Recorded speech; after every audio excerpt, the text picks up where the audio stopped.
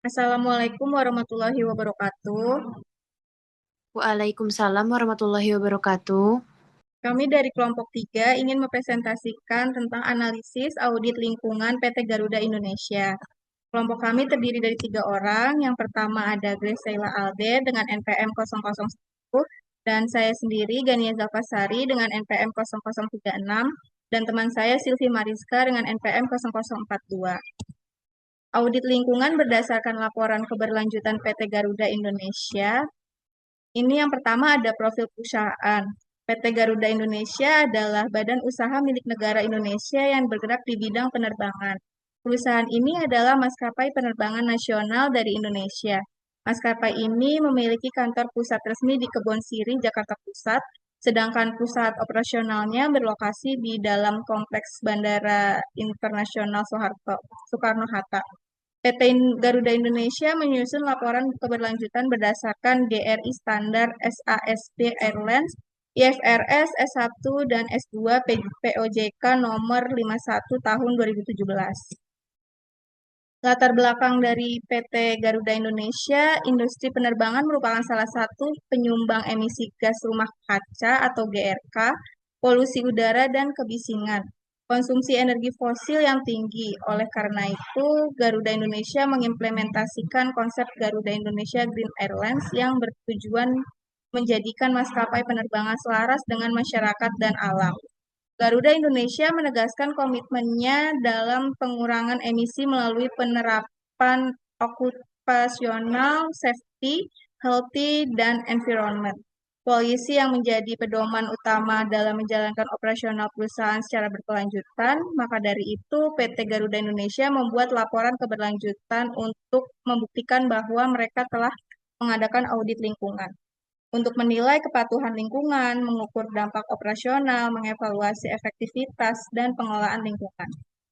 Kemudian tujuan audit lingkungan untuk PT Garuda Indonesia adalah yang pertama untuk menilai kepatuhan terhadap peraturan lingkungan hidup, kemudian ada mengevaluasi sistem pengelolaan lingkungan perusahaan, mengidentifikasi dampak lingkungan dari aktivitas operasional, menilai efektivitas pengendalian emisi dan limbah, dan yang terakhir memberikan rekomendasi perbaikan berlanjutan. Metodologi dan standar perhitungan emisi. Aktivitas operasional perseroan menghasilkan emisi GRK atau gerakan rumah kaca dari penggunaan aftur operasional penerbangan. Konsumsi listrik operasional kantor, penggunaan BBM, kendaraan operasional, dan perjalanan dinas dengan pesawat terbang. Perhitungan emisi aftur mengacu pada program fuel conversation, standar dan metodologi mengacu pada EU Monitoring and Reporting Regulation. Metodologi dan standar perhitungan emisi cakupan 1. Emisi langsung dari aftur, bensin, dan solar. Bisa dilihat di tabel GRK cakupan 1 ini, solar pada tahun 2024 itu memiliki nilai 2,51, yakni itu artinya lebih besar dibanding tahun-tahun yang lain. Kemudian ada total emisi CO2 yang dihasilkan tahun 2024 juga paling besar, yaitu 185,99. Dan bensin yang dikeluarkan pada tahun 2024 itu 105,634, CO2 yang dihasilkan itu 7.320,43. Kemudian ada cakupan 2, emisi tidak langsung dari penggunaan listrik. Bisa dilihat di tabel emisi GRK cakupan 2 yang menjelaskan tentang listrik yang dihasilkan.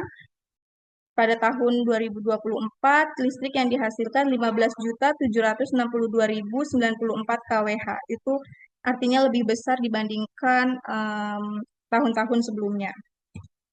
Dan yang ketiga ada tabel GRK cakupan 3, perjalanan dinas. Pada tahun 2024, PT Garuda Indonesia penggunaan pesawat terbangnya sebesar 4.432 perjalanan, lebih besar dibandingkan tahun-tahun sebelumnya. Kemudian ada standar dan sertifikasi lingkungan. Laporan keberlanjutan PT Garuda Indonesia tahun 2024 disusun dengan mengacu pada Peraturan Otoritas Jasa Keuangan atau POJK Nomor 51 Tahun 2017 tentang penerapan keuangan keberlanjutan bagi lembaga jasa keuangan, emiten dan perusahaan publik serta surat edaran Otoritas Jasa Keuangan nomor 16 tahun 2021 tentang bentuk dan isi laporan tahun emiten atau perusahaan publik. Laporan keberlanjutan ini juga disusun sesuai dengan Considered Set of GRI Standard, Sustainability Accounting Standard Board, Standard Airlines and Air Freight and Logistics, International Financial Accounting Standard S1 dan S2.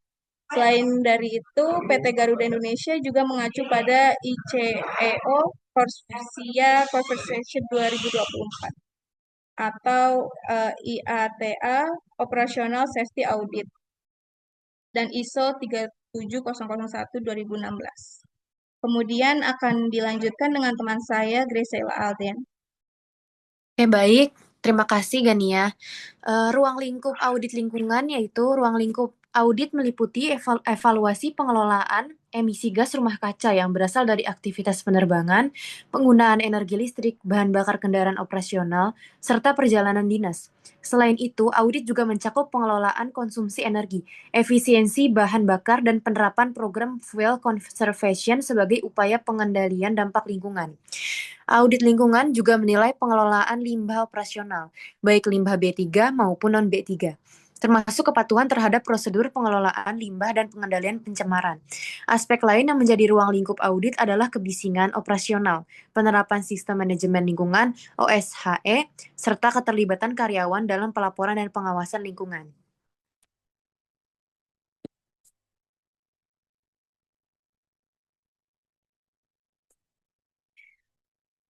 Temuan audit lingkungan mengacu pada baseline emisi tahun 2019 dalam laporan. Emisi GRK belum menunjukkan penurunan. Mengacu pada baseline emisi tahun 2019, Garuda Indonesia secara bertahap berkomitmen untuk menurunkan tingkat emisi GRK dari operasional penerbangan internasional melalui berbagai strategi efisiensi, optimalisasi bahan bakar, dan penggunaan teknologi yang lebih ramah lingkungan. Target pengurangan emisi ini diarahkan untuk mencapai stabilisasi emisi pada tingkat baseline hingga 2035, serta mendorong pencapaian net zero emissions pada tahun 2050 sesuai dengan peta jalan Fly Net Zero yang digariskan oleh IATA dan didukung ICAO. Penerapan offsetting terhadap emisi yang melebihi baseline dilakukan sesuai skema Corsia yang berlaku, termasuk melalui mekanisme pengadaan kredit karbon yang diakui oleh ISAO.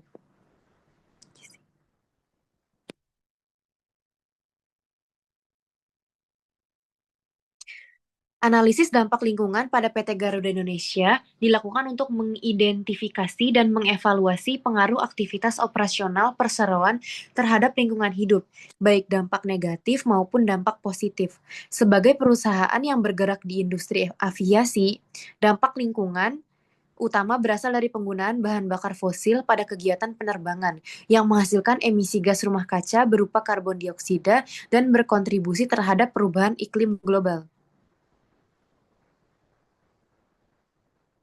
Selain emisi dari aktivitas penerbangan, dampak lingkungan juga timbul dari penggunaan energi listrik untuk operasional kantor dan fasilitas pendukung, serta penggunaan bahan bakar bensin dan solar untuk kendaraan operasional. Aktivitas tersebut berpotensi meningkatkan emisi tidak langsung dari konsumsi sumber daya energi. Di sisi lain, kegiatan operasional bandara juga memiliki potensi dampak berupa kebisingan dan pencemaran udara di sekitar wilayah operasional.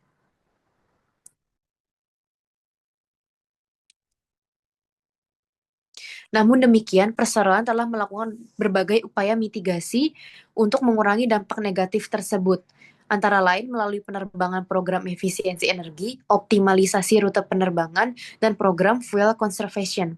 Upaya ini memberikan dampak positif berupa pengurangan konsumsi bahan bakar, peningkatan efisiensi operasional, serta pengendalian dampak lingkungan secara bertahap.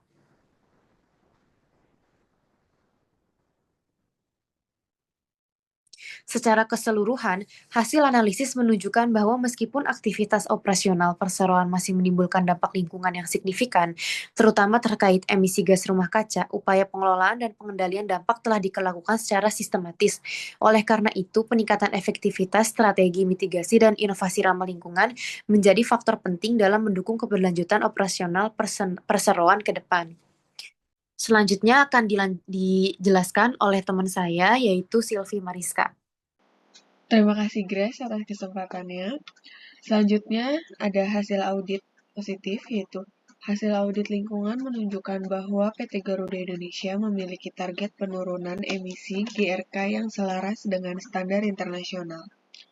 Khususnya ICAO Corsia dan penetapan baseline emisi tahun 2019 telah sesuai dengan ketentuan ICAO pasca pandemi.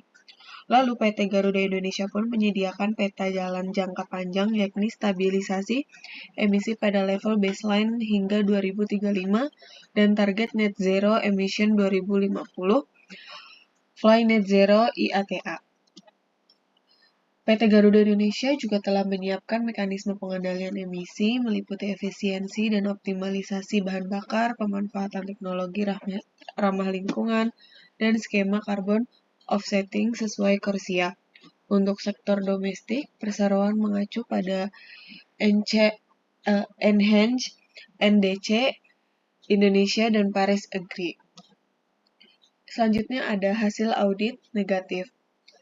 Di mana namun dari pemaparan laporan keberlanjutan PT Garuda Indonesia, pencapaian target penurunan emisi masih bersifat jangka panjang, belum menunjukkan hasil penurunan yang signifikan pada saat ini. Ketergantungan terhadap carbon offsetting masih relatif tinggi sebagai solusi pengendalian emisi.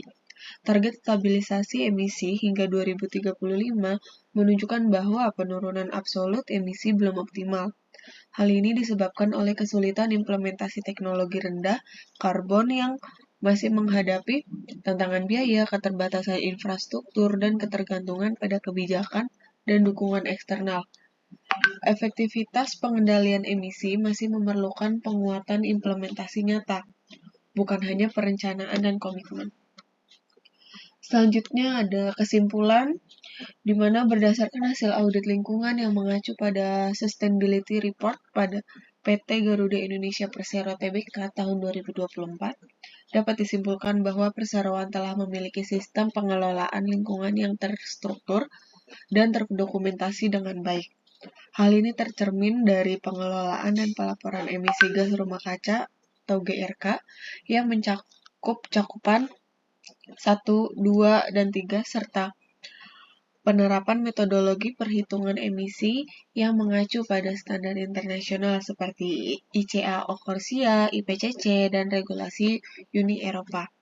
Audit lingkungan menunjukkan bahwa perseroan telah menetapkan target pengendalian emisi yang selaras dengan komitmen global dan nasional, termasuk Paris Agreement, Fly Net Zero 2050, serta Enhanced Nationally Determined Contribution atau ENDC Indonesia. Selain itu, terdapat komitmen manajemen dalam mengintegrasikan aspek keberlanjutan ke dalam operasional melalui program efisiensi energi, full conversion, serta penerapan sistem manajemen lingkungan atau OSHE. Namun demikian, hasil audit juga menunjukkan bahwa kinerja pengurangan emisi secara absolut belum sepenuhnya tercapai karena emisi GRK pada periode audit masih berada di sekitar tingkat baseline tahun 2019. Hal ini menunjukkan bahwa upaya pengendalian emisi saat ini masih lebih berfokus pada perencanaan, pengelolaan, dan mekanisme offsetting dibandingkan dengan penurunan emisi secara langsung. Oleh karena itu, efektivitas implementasi strategi pengendalian emisi masih perlu ditingkatkan lagi. Secara keseluruhan, audit lingkungan menyimpulkan bahwa PT Garuda Indonesia telah memenuhi aspek kepatuhan dan tata kelola lingkungan, namun masih memerlukan penguatan pada aspek kinerja lingkungan untuk mencapai target penurunan emisi yang berkelanjutan. Selanjutnya ada saran, di mana yang pertama ada memperkuat implementasi pengurangan emisi langsung. Perseroan disarankan untuk meningkatkan upaya pengurangan emisi langsung melalui percepatan penerapan teknologi rendah karbon, optimalisasi operasional penerbangan, serta pengurangan ketergantungan terhadap mekanisme carbon offsetting. Yang kedua, mempercepat penggunaan bahan bakar ramah lingkungan. Perseroan perlu mempercepat kajian dan implementasi Sustainable Aviation Fuel atau SAF sebagai alternatif bahan bakar untuk mendukung penurunan emisi GRK secara signifikan. Yang ketiga, peningkatan monitoring dan evaluasi kinerja lingkungan. Audit lingkungan sebaiknya dilakukan secara berkala dengan indikator kinerja yang lebih terukur agar pencapaian target penurunan emisi dapat dipantau secara konsisten. Yang keempat, penguatan integrasi keberlanjutan dalam operasional non-penerbangan. Selain fokus pada penerbangan, perseroan disarankan untuk terus meningkatkan efisiensi energi, pengelolaan limbah, dan konservasi lingkungan pada aktivitas penunjang operasional. Yang kelima, ada peningkatan transparansi dan pelaporan kinerja lingkungan, mana perseroan perlu terus meningkatkan kualitas pelaporan lingkungan dengan menyajikan capaian, tantangan, dan rencana tindak lanjut secara lebih kuantitatif dan kooperatif. Oke, selanjutnya ada sesi tanya jawab. Di sini ada beberapa pertanyaan-pertanyaan dari teman-teman kelompok lain. Saya akan mencoba menjawab untuk pertanyaan-pertanyaan tersebut. Pertanyaan dari kelompok 1, metode audit lingkungan biasanya observasi lapangan, cek dokumen lingkungan, dan wawancara. Metode apa sih yang kalian pakai di kasus ini? Oke, jawabannya, kami menggunakan metode DES Audit, yaitu review dokumen lingkungan dan audit kinerja lingkungan berdasarkan Sustainability Report 2024 dengan analisis data emisi dan kepatuhan terhadap standar internasional. Observasi lapangan dan wawancara tidak dilakukan karena keterbatasan akses langsung. Selanjutnya ada pertanyaan dari kelompok 2. Apakah ada saran agar audit di 2025 dapat ditingkatkan? Oke, untuk jawabannya, audit 2025 dapat ditingkatkan dengan menambahkan observasi lapangan, memperkuat audit kinerja berbasis indikator terukur, meningkatkan verifikasi independen, serta mengevaluasi kesiapan implementasi teknologi rendah karbon seperti SAF. Selanjutnya, ada pertanyaan dari kelompok 4. Menurut kelompok Anda tercapai atau tidak target 2050 dengan nol emisi? Oke, untuk jawabannya, menurut kami, target net zero 2050 memungkinkan dicapai secara konsep, namun secara audit masih menantang karena penurunan emisi aktual belum signifikan dan masih membutuhkan percepatan implementasi teknologi rendah karbon. Itu saja. Semoga pertanyaannya terjawab oleh kelompok kami. Sekian dari kelompok kami, semoga bermanfaat. Mohon maaf bila ada salah kata. Terima kasih. Wassalamualaikum warahmatullahi wabarakatuh.